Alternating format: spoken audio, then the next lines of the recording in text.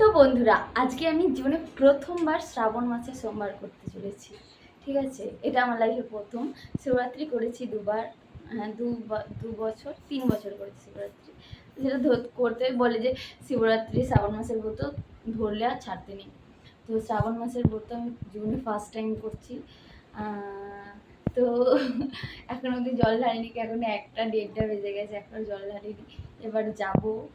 ঠিক আছে, আমাদের এখানে বাড়ির সামনে মন্দিরে জল ঢালবো, আর আমাদের হাই রোডেতে একটা মন্দির আছে, ওখানে যাবো জল ঢালতে।